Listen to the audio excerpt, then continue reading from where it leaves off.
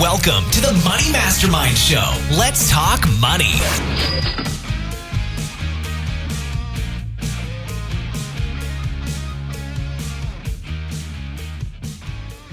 Welcome to the Money Mastermind Show. I'm Glenn Craig, and I'm your moderator tonight. And here are the minds that make up the Money Mastermind Show. We have Miranda Marquit from Planting Money Seeds, Peter Anderson of Bible Money Matters, Kyle Prevost from youngandthrifty.ca, and Tom Drake from the Canadian Finance Blog. And with us is a special guest, Matt Giovanisi of the Listen Money Matters podcast. Welcome, Matt. Hey, you nailed my last name. That's because I wrote it out here. Just You got to write it out anyway. You do. This way I don't mess it up because I'm really bad with names. So, by the way, for those out there that are watching live, there is a question app on our Hangouts page. Feel free to ask us questions. We would love to feature any questions that you have. So please do that. Now for today's topic. Should you automate your finances? And if so, how? So if you look online, you'll find mentions of automating your finances all over the place. People like Ramit Sethi, JD Roth, Matt on his own podcast, and many more talk about automating your finances. It's like the yellow brick road to getting your finances in order, right? But a lot of people, I don't think, understand what it is, and it's not always for everyone in every situation. So we'll go into that. I think first, though, for the people in our audience, let's talk about what automating your finances actually is. Matt, what do you consider automating your finances? Well, because of technology, automating your finances has become a thing, right? So I think it's letting go. I think the goal of automating your finances is to remove yourself from the equation and allow your money to just kind of go where it needs to go at the times where it needs to go to it. That's as simple as I can put it, actually. It was actually our second episode that we have ever done on our podcast. So, it's something that I read about first in Ramit's book, I Will Teach You to Be Rich. And he touts that a lot. So, and when I read it, that resonated with me because I'm a technology nerd. So I'm like, hey, we can set this up and have things go where they need to go. Excellent. Sign me up. How do I do it? Yeah, it is pretty powerful when it's done right. Mm-hmm. But so why you talk about putting your money where it needs to go when it needs to get there. But why do it? What's so hard about taking care of our finances on our own? Paying whatever bills when we want to do it, investing when we want to. Why do we have to let the robots of the internet take over? It's simple because you won't do it. That's it. I mean, there's this thing called choice paralysis, where it's like if you have all of these different things that you have to do, you're not going to do anything, right? And even in Ramit's book, he quotes Barry Schwartz, who wrote a book called The Paradox of Choice, and he talks about basically like how you have all these different mutual funds, you have all these different types of accounts that you can get, as far as Roth IRA, 401ks, brokerage accounts. You can go into all different things, and because there's so many things to do it, and you get this confusion, you end up doing nothing. So I think automating your finances, setting it up once and letting, taking yourself out of the equation, like I said before, and letting the computer do the work for you, you will actually save money. You will actually invest money. You will actually, put money aside for the things that you need because you don't have to do it every single day. You're not hands-on every day. Now, that doesn't mean you shouldn't be checking your finances every day, because I really think you should, but there are ways to do that without actually diving in and, handwriting checks. And, I don't even want to think about handwriting a check ever again. And so that whole idea of removing yourself from it so that it actually gets done is what I think is the most important part, and why I think you should automate your finances. And because it's easy. It's super easy to do. Why not do it once and call it a day, and all of a sudden 3 months later you have like money in your savings account, or you have money in your investments, and you're like, I didn't have to do any of this. I didn't even see it, I think it's huge what you're talking about, as far as if we leave it to ourselves to make this choice every month to go in and make that savings choice or investing choice, we're just not going to do it. Right. There's study from the National Bureau of Economic Research that they basically looked at companies that had 401k plans and companies that had where you had to actually opt out of it. It was a default that you were in the 401k. Right. But many more people actually were investing in the plan. Yeah, because they were automatically put in. Right. So if it was an opt-in plan, there was less than 40% of people were taking advantage of the 401k. But if it was an opt-out, meaning you had to say, oh, I don't want to be a part of this, it was almost 100% people were giving to the 401k. So basically, if you leave it to yourself, having it automatic matters. When you have that set up to automatically save and invest and so forth, you're going to be saving a lot more money and you're going to be a lot better off in the long run. Mm-hmm. And it's interesting how there's one case where a lot of people, if they don't realize it, they're already automating their finances if their company offers a 401k. They're already doing maybe everything that we're going to talk about, but their company kind of does it for them, which is pretty nice. Yeah. I think also to mention that using the old ways, I mean, like you said, the paradox of choice and just not picking the right places to go and just not doing it. On top of that, it's really easy to forget to pay bills, right? And then you're late on things. You get hit with late fees. So many things can snowball there because you're not keeping track of things. So automating becomes a way of tracking your finances as well and just making sure that they're getting taken care of. Yeah, I mean, God forbid you miss a credit card payment. You know what I mean? And all you need to do is make the minimum. So, like, I have 3 credit cards, and I only use one, and I have it set up to where it just pays the minimum payment every month automatically. Now, I pay off my credit cards every month, but that's my fail safe that's set up there just so I never miss a payment. You know, like if I'm late because I forgot to pay it for whatever reason, or I'm out or whatever, you know, there's things that come up in life and you don't know. So just having something there to just pay the minimum is, I mean, it's like you're never going to be late, and it's going to save your credit. That's an interesting fail-safe. I never thought about just paying the minimum off there just to make sure that that you never forget it. Right. Because I always think of you have to pay the thing off in full every time because you don't want to pay any interest, because obviously that's bad too. Sure. But I see how just doing that minimum could be a nice little insurance policy, so to speak. Yeah, that's all it is. So we're talking about credit cards as one automation. How does a person go about automating their finances and getting started on it? Where are some places to start, and maybe what's best to automate for everyone? Well, I think whatever, yeah. I was going to say, even before you start the process of automating, I think sometimes it's good to kind of look at all your financial accounts and just simplify your financial life. You know, I know a lot of people who have like a million different accounts at a million different banks and brokerages and so forth. And a lot of times it can kind of start to get a little unmanageable. So I think sometimes it's a good idea just to go through your accounts, figure out which ones you're not using, consolidate those accounts, cancel unneeded services, and then finally just kind of start to track your spending and set up a budget just so you know what's coming in and what's going out every month. Yeah, I totally agree, and I use Mint for that because I hate spreadsheets. So Mint is something that you can download. It's totally free. It's connected to all your accounts. I look at it every single morning when I wake up because I'm crazy, but also because I want to know that, you know, I have money in my account and it's going to be there. And I mean, as far as like, yeah, I mean, just tracking like what you have all in one place to start, just so you know, okay, here's, you know, my savings, here's my checking, here's my Roth, here's my whatever the hell. So you have all these different things. But I think the very first thing that anybody can do right off the bat, as far as automation is concerned, is if your employer has a 401k, and especially if your employer has matching with that 401k, set that up. That's like automatically out of your check before you even see it. And it's, you know, goes out pre-taxed. So that is, all you have to do is go to your HR person and set it up.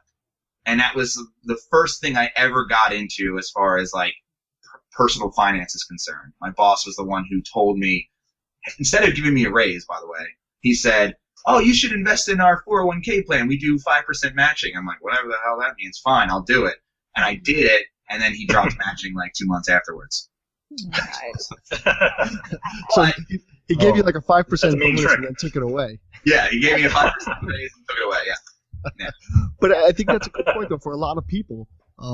If you are not automatically opted into a 401k plan at your job, not only is it a great automatic way to invest, but in many cases, if they match, it's bonus money on top of that.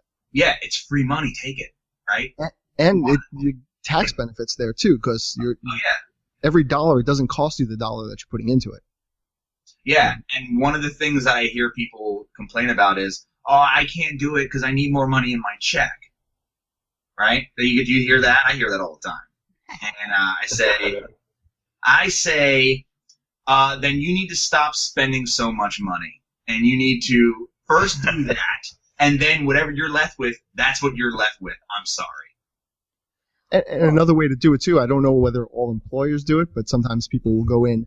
You could start off with 1% usually. You don't have to start off with the full match. Obviously, that's better if you can. Yeah, Just do it. But some people need to go into the little wading pool and get their ankles wet, before they jump into the deep end. Hey, as a pool expert, I say jump in, and that's how you learn to swim. You just gotta. Well, that's really kind of part of the deal too. Is if you're taking that money out before you even see the paycheck, most of the time you're going to adjust your spending in order to accommodate that. Mm-hmm. You'll get used to it pretty darn fast. I mean, it's different if you have this big paycheck and you get used to that, and then you start later on trying to take some money out of that. You may be a little bit more painful that way, even. So. Yeah, I mean, you have to do it. There's no choice. You have to. Sorry. I found the best way that I've done automating of savings related to that is do it when you do get a raise. A real raise, not like what Matt said. when you get actual money for a raise, make that your automated savings, and then you haven't even changed a thing for your actual pay. Right. Now, what would that be like to have pay and a raise? Remember those days? Yeah, so in my case, and probably Glenn's too, for me it's all about I have to set up the automatic transfer. I have to say, well, I'm going to automatically transfer, X amount of dollars from my checking account into my savings account, from my checking account into Betterment. All of that stuff is automated, and I set it up. I have to go into all my accounts and set it up so that it happens on a regular basis, because I don't have that paycheck that just comes and it can be magically taken out. But you can, so even if you're in that kind of position where you don't have that option, you can still, most banks will still allow you to set up an automatic transfer so that every month, and you can pick the day of the month, every month on that certain day that that, money is probably going to be there, you can transfer that and make it automatic. Yeah, I mean, as a self-employed person, I don't have a steady paycheck anymore. Although I used to. And what I do is I have a checking account where all the money floods into. Yep. It all just floods into there. I use a bank called Simple. I don't know if anybody out here uses Simple. Heard of it. Yeah, well, it's invite only, so I will send me an email, and if you want to join up, I will send you an invite. But it is the best thing I've ever done as far as banking is concerned. It's all online. I don't go to a bank anymore, which is great because all the banking that I do, if I get mailed a check, I just take a picture of it and upload it, and it gets deposited in my account in a couple days. And I hate going to the bank, actually. So there's that. And like I said, everything kind of just floods into the checking account. And, of course, I can't do a 401k because I don't have an employer. So you do a solo 401k. And yeah, I know. But I'd rather just do, like, IRAs personally, and maybe a traditional IRA. I mean, what I think as far as like, well, I mean, I can go into how I do it personally, and I can also go into how I used to do it as a person who got a paycheck every week or every 2 weeks. Well, how about this? Let's I think we're jumping all over the place with different types of automation, and let's go back a little bit and tell people what it is that we can automate. We've talked about 401ks and some other things as well. Maybe let's get into the specifics of things that they either should be or that they can be automating, because they might not think about all these different things. I mean, 401k is going to just happen, and some other bills, they're not as obvious. So, what are some of the different subjects or topics that we can automate and make easy for us? I mean, I think we talked about 401k. That your company is going to do. There's other investing as well, right? I'm sorry, Peter? I cut you off there. I was going to say there's all kinds of things you can automate. You can start off by automating your budget. We already talked about using Mint to automate your budget. You can set up budget categories and have it automatically download your transactions into those different budget categories. Real easy to do. You can also use a software like YNAB. You need a budget, and that'll do some similar things, automating your zero-based budget. Then you can automate your paycheck by having it direct deposited. Yep. You can automate your savings by setting up savings accounts with specific goals for those savings accounts, and then having amount of money deposited into those accounts every month on a certain day. You can automate your investing, automate your bills that you're paying every month, and you can do other things like automating checking your credit. Download an app from one of the services like Quizzle, Credit Karma, or Credit Sesame, and they'll give you automatic alerts on your credit score or on changes in your credit and stuff like that. So those are just a few of the things that you can do right there. I think you covered a lot there too. Well, yeah, and I think we're not talking about loans right now, but we need to get there. But yeah, your loans can be automated. Your auto loan, your student loans, like my student loans from way back in the day when I set up automatic withdrawal for them, automatic payment for them. They knocked off a whole percentage point. I mean, my student loans are really, really low. My rate on them is really low, because, combination of factors. And then the other thing too is your gym membership. I mean, my gym membership is automatic. The milk delivery to my door is automatic, and my monthly contribution to the food bank also automatic. So, Wait, you get milk delivered to your door? Did I just travel back in time? I was saying, is that still a thing? Yeah, we've got a dairy here in town, and they'll deliver milk to my door, and that's automatically paid for. In glass? Oh, see, I'm thinking that your milk went automatically to an account. People still make milk jokes then? Milk's a new app, new personal finance app. It controls your automation. Yeah, that's right. That's right. Well, yeah. there is Remember the Milk. That's a to-do. Yeah, there it is. Yeah, and that could help you too if you set it up right. So we've mentioned a little bit of what some of us here automate. Does anybody else want to jump in with the different things that they've been automating? Yeah, I can do that. When I used to get a paycheck, I used to get a bi-weekly paycheck. So I think it was like the 1st and 15th or the 15th and 30th or however you want to describe it. And I would automate my mortgage payments. So what I did was I called up Wells Fargo, who I'm no longer with, so I have no problem talking about them. But I asked them to do bi-weekly mortgage payments because it was easier for me to automate that process. So every time I would get paid on a Friday, and I would call Wells Fargo, and they're the ones that set up the withdrawal, and they would withdraw it on that Friday, but it didn't actually leave my account until that Monday after the weekend, which was fine. And not only is setting up the bi-weekly mortgage payments beneficial because it was just easier for it to withdraw out of my account, but having bi-weekly mortgage payments actually saves you money on your mortgage because you're paying more towards principal than you are towards interest. So it's like paying an extra mortgage payment every year. So I'm not sure the exact number on how it would shave off, like how much it would shave off towards the end, but you definitely will pay your mortgage off faster if you do bi-weekly payments. And it seems, you are paying extra every year, but it doesn't seem that way because you're just mirroring it with your paycheck. Or at least that's how I did it. Nice. So similar to what a 401k is like, you're almost giving yourself a little bit of a bonus there by paying the bi-weekly, because over time your interest is it's not going to be as much. Yeah, and that was the first thing I did. Besides, I had 401k matching, and then that was one of the things that I set up immediately, and then I would set up I would pay myself first, as they say in, I don't know if you've ever read The Richest Man in Babylon, but that's one of the things that they talk about frequently throughout the book. Pay yourself first. So I would set up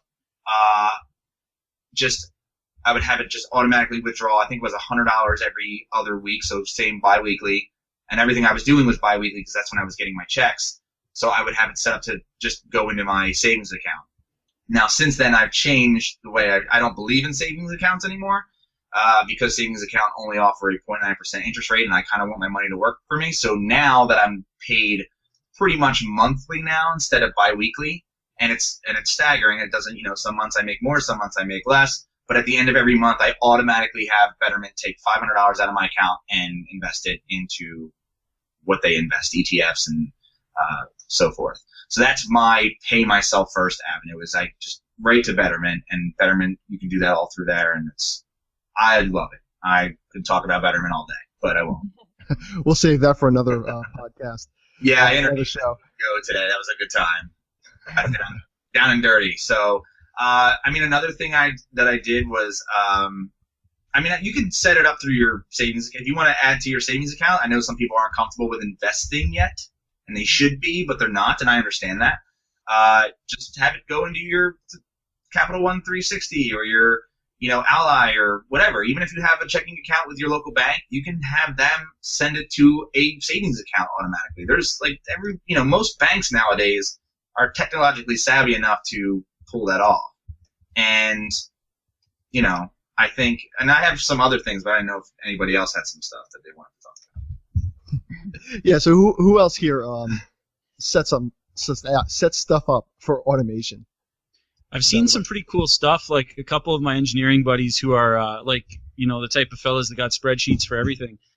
They automate so much that they've even automated, almost crisis automated themselves, where as soon as they buy a car, they start saving for the next car. They've averaged out how long the exact average car will last, and so they have cash on hand to buy their next car. I know one fella, I've seen people do this for stuff like weddings and trips and stuff. I know one guy that goes so far as to, he knows on average how long a hot water tank will last. And so he saves, whatever it is, $5 a week or whatever it is, and he does it without thinking about it. And it sounds insane, but he's never ever stressed. It's like a built-in insurance. I'm not advocating necessarily anyone go to those lengths, but it's an interesting idea that we could sort of pre-program that way if we wanted. I'll actually jump in on that because I'm sorry, I actually do that exact thing as far as saving for a car. I have a goal savings account with Capital One 360. We have several different accounts with them. One for our next car purchase. We've got one for vacations. We've got one for emergency, and a couple of others as well. But basically, it just pulls that money, about $200-300 for a car payment every month. And basically, by the time we need another car, we've got enough money sitting in that account to purchase the next car. We just bought our Honda CR-V, I think it was a year and a half ago with cash. So it's a pretty nice thing if you can do it. And having that money. I don't plan that far out as the water heater guy, but at least with annual expenses, I do set up automated savings for them.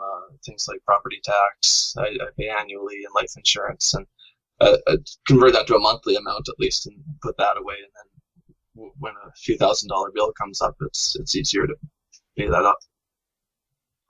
And it's very similar to the idea of an emergency fund, right? Having enough cash on hand that whenever a big expense like that comes up, you can pay it, right? And I think people use emergency funds for all sorts of different things. You could say it's an emergency. I broke my leg. I got to pay for this. But it could be other little things too that you just have to pay a bill. And if you can micromanage things and have it all laid out there, that's great. A lot of people worry about how am I going to get emergency savings? How am I going to start it? And this is one way to automate some savings, just a little bit at a time, and you can start to build that up quickly.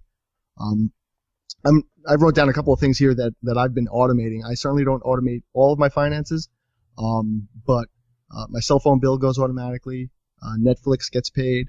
I automate some savings. My student loans get paid, or life insurance gets paid, all automatically out of checking or to a credit card. So, and I wrote some of these down as we were talking because I forgot about how many different things I have going automatically. You raised an interesting point, Glenn. as far as automating, doesn't have to be to a savings account. I know we just did the credit card show, and some of us aren't huge fans of credit cards, but I automate everything. I've actually called certain utility companies, and they're like, well, we don't usually do that. And I'm like, well, you're going to do it now. And they do, right? Like, it's really just a matter of getting someone to actually think on the other end of the bureaucracy. And so if you're going to pay, $1,000 worth of water or electricity bill every year anyway, you might as well put that on your credit card and get, X number of rewards or whatever the case may be, as long, of course, you're not in credit card debt, et cetera, et cetera. So that leads us to our Q&A here. And Peggy McKenna is asking us, do you think it's a good idea to have all your bills automatically paid with a credit card and then pay that one card in full each month? What are your thoughts on that? I think it's a great idea. I use it for everything. Anything that'll accept a credit card. Not all my bills give that option. Maybe I can call them up like Kyle and just tell them that's the way it's going to be. But if they have the option for the credit card, I'd rather do that. It simplifies it. It turns 10 bills into one bill that you have to pay, kind of thing, and then you get the reward points as well. Yeah, it's a great way to maximize rewards and points, and I think like what Kyle was saying, as long as you have the money to pay it off every month and you don't go crazy, you can do well with using that technique. And another good thing about using the credit cards too is if you have bills that are variable from month to month, maybe one month it's $150 and another month it's $300 or something. Putting it on that credit card means that you can still automate it because it doesn't matter what the amount is. You're going to be able to pay it because you have that credit limit on that card. Whereas if you're doing an auto draft from a checking account or something along those lines, you don't always want to do that because maybe you were a little bit short that month or whatever. Having it on that credit card like that gives you that kind of a backup, basically. Yeah, and you talk about that, and not everybody might want to do that. Automating your finances sounds awesome based on everything we've said here, doesn't it? Everything just happen and go where it needs to go, and you can earn rewards, you get bonuses with 401ks and such. But is automating your finances always the best option? Is it for everyone? Are there any drawbacks to automating your finances? Yeah, when the money's not there. So, how do you mean? When you have your automated finances, it's coming out at a certain time. Like my mortgage, you can't use a credit card to pay your mortgage. Well, at least I can. But so my mortgage is coming out the same day every month. My auto loan is coming out the same day every month. That kind of stuff comes out the same day every month. And then all of our, my husband's job is being paid direct deposit, and, I get my clients' PayPal stuff. So it all comes in, and it all comes in at different times. And there was one time a couple years back where the payroll office at my husband's work, up at the university, did not give us the full amount. They made a clerical error, dropped a decimal point, and we ended up with much less than we were supposed to have. And part of the problem was I didn't check.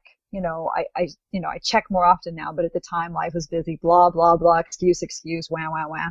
But so I hadn't been checking. And so one day, 2 weeks, a week or whatever after this happened, we're running the card and we're denied.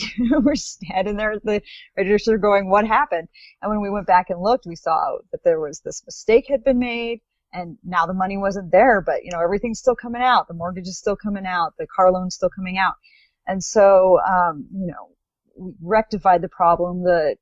Since it was their mistake, they paid our fees and all that kind of stuff, and it wasn't like the end of the world. But it was kind of this snag, and so if the money's not there, then yeah, that can be a problem with the automation. Yeah, overdraft fees. Yeah. Yeah, I think when you're automating...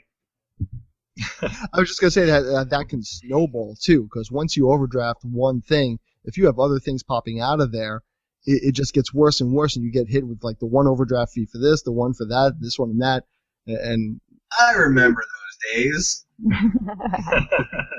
Oh man! I was going to say, automating those finances, it's a good thing for the most part, I think, but it can lead to kind of a sense of complacency and laziness in some respects, where you have everything automated and it's just happening, but then you forget to check your budget, or you're not making sure that all the payments are actually going through, or you're not making sure that they're not taking too much money or whatever.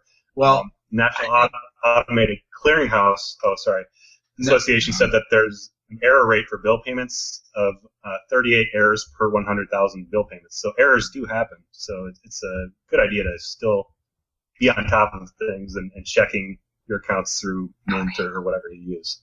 Yeah, I actually make sure that I get sent an email every time either my bank sends a check out. So I use Simple, so they'll send me an email saying, "Hey, your check went out." Or when I pay my Discover, they send me. I have there's a checkbox. Do you want to send an email notification? So I get all these email notifications because I need to know that those things have gone through, and nothing's gonna get dropped. Now, I mean, Peter, you mentioned like simplifying your finances prior to doing all this. I did that to a crazy extent. So that totally made it easier. I have like one checking account, one credit card, and one retirement account, and that's it. And it makes it simple. And then I also, as far as I use Simple because the bank, not just because it's simple, but they have no overdraft fees, and that was like a big problem of mine for my entire life, pretty much until last year. So because there's no such thing as fees with Simple, I never have to worry about that. But I don't use a savings account, so everything just goes into my checking. So I have like a nice 3-month cushion in my checking account, so that my cash cushion. Your cash cushion. Yeah, just in case those things like the clerical errors with direct deposit, those things happen. I know I have enough money in there to cover it, and then I have enough time to rectify those if I need to. I wasn't always like that, but I am like that now. Yeah, for the Canadian crowd, we don't have anything quite as simple maybe, but we have what's called Tangerine as one of our major online banks that I'm familiar with, and they have sort of a similar setup, pretty much verbatim what was being said in terms of they do some really cool stuff just with their turnkey portfolio index funds and all that good stuff. And they also have, I think they call it like Whoops protection or something, and you get like $500 automatic overdraft before they'll hit you with any sort of fees. They're super friendly to that sort of setup. So that's a pretty cool little feature for that bank. And all banks should be that way. I think slowly they're all adopting whatever works. So if you find a bank out there that has these great features, use that bank, because it sends a signal to all the other banks and says, this is what we're looking for, this is what we need. There was a time I remember when ING came out in the US, there were other online banks that did things where you could have different accounts and such, but they were really kind of it. And now a lot of other banks are starting to catch up to that. They're adopting those different features that they have.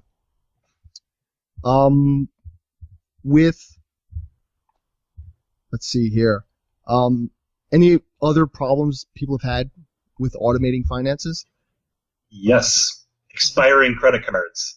Oh, yeah. You set up your automatic bill pay with your credit card, so you're getting all the rewards and so forth, and then you forget to check the expiration date on your credit card, and out of the blue, your card is getting denied on all these different services and utilities and wherever, because you forgot to check to see that your card expired and you didn't see that it was sitting in the mail on your desk. So something to be aware of. I've read stories of people who had expired cards and then their service got shut off to their phone or whatever, what have you. So just something to keep in mind if you're automating everything. Credit cards do expire. You may have to put in credit card numbers at all the different places that you're automating. So that's another reason to simplify right there. Set an app on your phone to remind you when your credit cards are going to expire. I'm actually going to do that now because I have to do that. That's a good thing. Yeah, Google Calendar. Yep. One thing I found about automating that I don't like is I set everything up in Mint, and I do love Mint, but it almost became, I've set everything up in Mint, so now I don't have to look at it.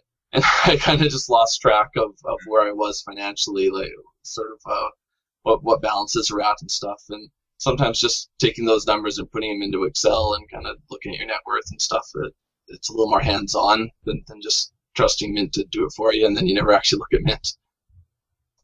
Yeah, I feel a little bit like that with my credit cards.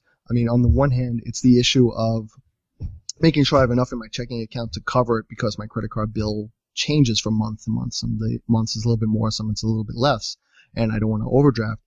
But the other aspect of it is I want to make sure that I look at my credit card bill every month and see what's on there. You know, I want to either look for errors, which have happened. It's rare, but it has happened. And B, you know, where am I spending my money? And just make sure that I'm not spending on too frivolous an item. You know, it's a way to kind of rein it in. And I know with other bills that I've automated, I don't ever look at my cell phone bill. It's automatically paid. I never look at my car payment. That's automatically paid. I mean, those don't change, but I could see myself easily not looking at my credit card if it were automatically paid. And it just happens, and you tell yourself you're going to look at it, but it gets paid, so you're like, you know what, it's not that important. Then the next month comes, and it happens and happens. So, I mean, with automating, it's a lot of hands off, but you still have to be aware of what's happening with your money. Well, that's why I use Mint, and I'm a tree hugger, so I don't like paper being sent to my house. Also, I don't like mail. So it's not just about the environment. I just hate junk mail. So the idea that I can see on my phone every morning, like if there's an error, and I've had it. Like Mint will actually sometimes send you alerts like, did you buy all this porn? And it's like, no, that wasn't me. I couldn't. So it's you know, it has these features where it'll set you, and you can set them yourself, where it'll say like if you go over a certain budget in a certain category. And I think, you know, focusing on a couple of categories and not because you can over automate, and I think over automation is bad too. You know, and I think that's why, like Peter mentioned, and I'm going to go back on it again, is to simplify the accounts before you start this process makes it that much easier, and it's going to make it that much, you know, less likely that you're going to screw something up because there's less to deal with. And then you have like a nice looking Mint account with not a lot of like small green numbers. Instead, you have accounts with big green numbers, which is better than, you know, Red numbers? Red numbers or black numbers. Yeah, black negative numbers. Or lots of round numbers with nothing in front of them. That's right. That's true. They always say round numbers are good, but you know, sometimes it's not so good. Well, see, one of the things I like about, like I use MoneyDance, which is a desktop software. One of the things I like about that is, you know, most of my stuff is automated. It comes out automatically, and I can schedule in my desktop software, you know, which things are going to be coming out and when, and so they automatically come out. But it forces me at least once a week to go in with the pile of receipts I have, and we save all our receipts, and I just once a week I go through, and it forces me to look through the receipts and, you know, put something in manually, and kind of forces me to like connect with what is going on with my money to make sure I'm still conscious of how things are going. Because, you know, as we've said, it is easy to lose track and just start swiping cards and, you know, not paying attention to what's going on. And so I think having to go in there and connect with your money is an important part of it as well. You don't want to be completely hands off all the time. You know, I wanted to mention one other tool that I'm familiar with, and it's automation, but automating your paying off your debt. Oh, so yeah. There's a company, Ready for Zero, who I'm friends with, although they're not paying me to say this, but they are. Should be. Yeah, they're a company where you can actually set up, and it's pretty inexpensive, where you can set it up. Well, they'll automatically like pay off your debts according to, you know, what needs to be paid off first and when. So I mean, there's that aspect too, and I think that is ridiculously important. I mean, obviously paying off your debt is like, when I paid off my debt, I felt rich afterwards, you know, and I technically wasn't making any more money. I just felt like I had way more money because I wasn't going towards credit card bills. So that, I think, is a great thing you should automate. And you'll never be late on your bills, or your credit card bills, which are super important that you're not late on. And you'll actually pay your credit card debt off because you're not responsible to pay it. This tool is now. That's a great one. Ready for Zero, MoneyDance, Mint. What are some other tools or places people can go to start the process of automating their finances? I say go to your bank first. In what way? Like, what would you do at the bank? I mean, I know Like I use Capital One 360. Yeah. So I have that set up to take a payment every week to put into savings. You know, you can use it in all sorts of different ways. And I know a lot of banks also have bill pay options. Well, and that's what I was leaning towards, was this idea that you pay your bills automatically through your bank. It's the easiest way to do it, instead of having to go to each different utility company or each different credit card and have that and set it up through there. You can do it all from your one account. I mean, and I'm sure not every bank does it, but I mean, most banks do it. And that's, I mean, even 7 or 8 years ago, I was doing it through TD Bank, or what used to be Commerce Bank where I live. So, that saved me so many times, just paying off, just setting up bill pay and you can start small too. Like maybe like the water bill is a pretty inexpensive bill that you're probably going to have the money for. And, that and and those bills you can be late on, but you shouldn't be. I mean, I think some people like to delay those a little bit. But yeah, I think going to your bank first is the easiest way to set up some sort of automation right away. See, I usually go through company to company. I go the other way around, because then I can put my credit card through it. Yeah. Sure. Or at least if it's more of a static, fixed expense. Well, like Netflix, you mean? Yes. Yeah. Okay. Yeah, for sure. Maybe $7 or $8 that's just always going to hit the card and always going to get paid off. Mm-hmm. And it's pretty easy. So we have our credit cards, banks. Can anybody think of anything else, or have we covered that? There's a website called My Check Free, and it's like a bill payments website, so they can set up automatic bill payments for you, for utilities, for banks, for all sorts of things. So that's another place where even if your bank doesn't have a bill pay process, you can go through a website like mycheckfree.com and do it through a site like that. So we have another question here. Let's see if I can pull it up here, from Daniel Merle. And he's asking, do you guys prefer to deal with your finances on a desktop sitting down position or go in mobile?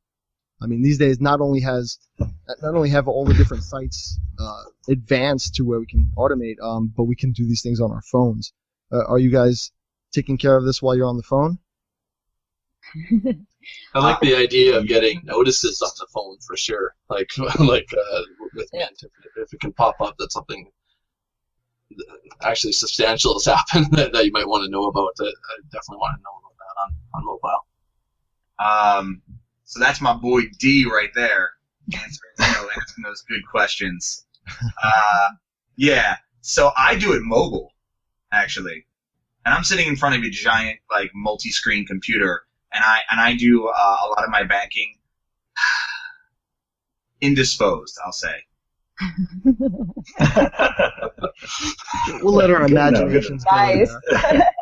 But yeah, I do it through my phone, because the simple app that I use for my bank everything's on my home screen. So I have Betterment on my home screen, I have Simple on my home screen, I have Mint on my home screen, and I just kind of do what I need to do all right there. And I never do it through my computer. Well, that's one way to stay regular and consistent, I guess. That's how. It's a morning ritual. Yeah, I do a mixture of both desktop and mobile. I do a lot of the setting up of things, the automation itself on the desktop computer. But then day to day, I do a lot of that stuff on the mobile and on my tablet. So I use a software called You Need a Budget for automating my budget. And it has a great mobile app where I can enter all my transactions and check our budget and so forth on the go. And I also use my Betterment app on the go. I use Personal Capital, which is another one for investors. Mm-hmm. And so, yeah, I use a combination of both. I check things at home weekly pretty much to kind of balance our accounts. But then on a daily basis, it's on the mobile. So. And we have one more question here from Peggy McKenna. And she's got an interesting technique here. She uses a second checking account that is only for bills that are paid automatically each month that can't be paid with a credit card. And she has a set amount transferred to this account every month. Anybody else here use a second checking account like that? I've heard of that technique before, And I actually used that for my business for a while. I would have payroll and taxes come out of a second bank account. So like every month I would figure out what the payroll was going to be and then just transfer money there. And this, everything there would go to the bank, and the state and city would take whatever they needed. So does anybody else do that with maybe personal finances? What's the benefit? I don't. Doing that. No.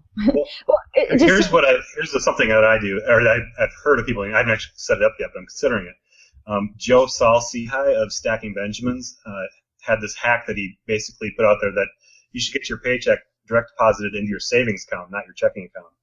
And then you're figuring out what you're going to need in your checking every month as far as paying all your regular bills and then for miscellaneous expenses and so forth, and you transfer that amount over. And what he's found through his financial advisory practice is that it basically kind of tricks people into saving more money. So that would be one good reason to do that. I think of it maybe, and this was always my fear with money sitting in my checking account, is that's money that's accessible to the ATM, and that's money accessible to my debit card. I could pay this money. I could use it freely. So if I see a lot of money there, I know, well, maybe I can make that expense. But I could see having that second account, or what Tom is talking about, what Joe does, you're setting yourself up for, you can only use this money. I mean, you're really budgeting that money. You're not going to go over with it, so you're taking that specific money to spend with it. So I could see some benefit in doing that. I mean, you have to be maybe a little more organized to have that second account, but you also have to make sure you're not getting any bank fees as well, which I hope isn't happening. Yeah, that doesn't appeal to me. Yeah. It feels like an extra step to me. Yeah. I mean, I think it would work really well for some people. And there's nothing wrong with that. But, yeah, like Matt, for me, I think it just seems like an extra step. But it's not an extra step if you automate it. Just set it up. That's true. That's what we're talking about today. That's right.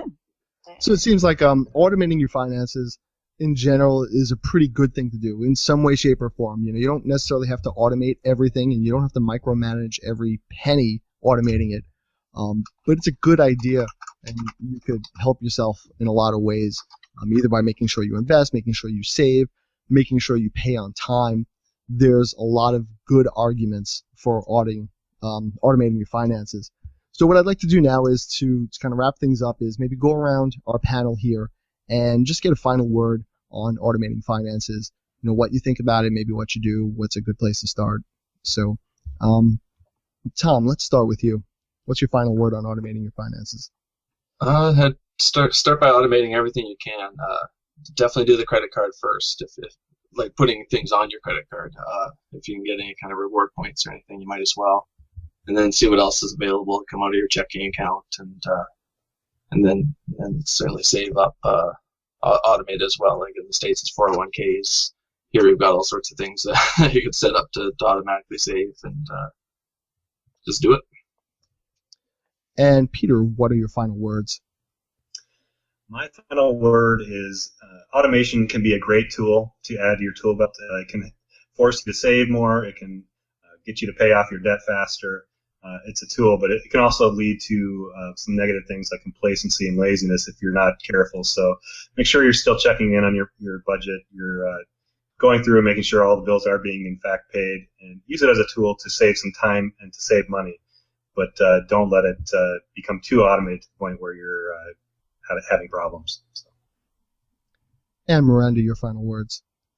Yeah, so I think one of the most important things to do if you're going to start automating is to have a good feel for when the money comes in and when the money goes out. Because as you're setting up your automated finances, you're going to have to pick due dates. You're going to have to pick the dates that these things are coming out. And so make sure that you have a good idea of, when you're going to have money, whether you're paid every other week, whether you're paid once a month. Just get a good idea of where that is, so that as you're setting everything up, it kind of flows through your personal economy more efficiently. And Kyle, what are your final words?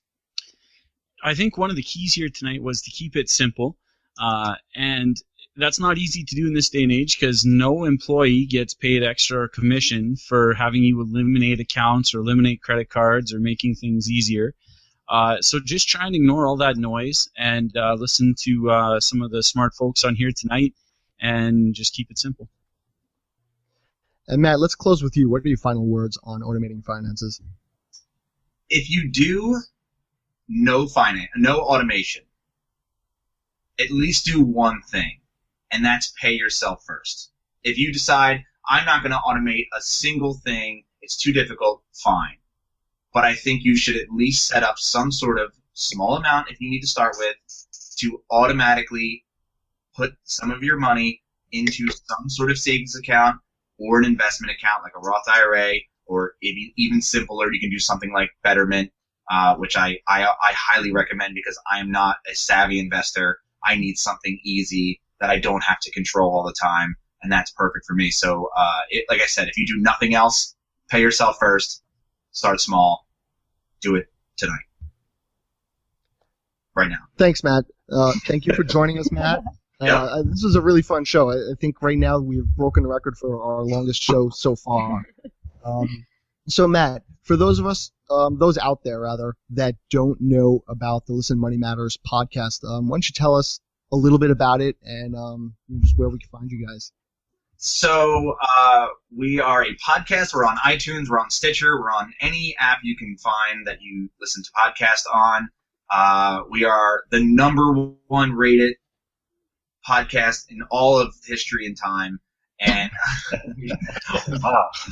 yeah, Is that one of the categories? Yeah, History and time? There's the all-time section. We're higher, and Dave Ramsey comes in twice. Sometimes Susie Orman will chime in. It's me and my friend Andrew, and we're just two guys. We are very brash. We drink. We curse. We talk about money in the most down-to-earth way we can possibly. We just try to be real. I mean, I'm as real as I can get, and I'm very honest with how I sucked with finances for pretty much my entire life until 2013. So I share a lot of those stories. Andrew has always been good with money and is sort of the expert between the two of us. So our dichotomy really works. And a lot of people say that they can relate to me because, I'm just bad with money. And some people can relate with Andrew.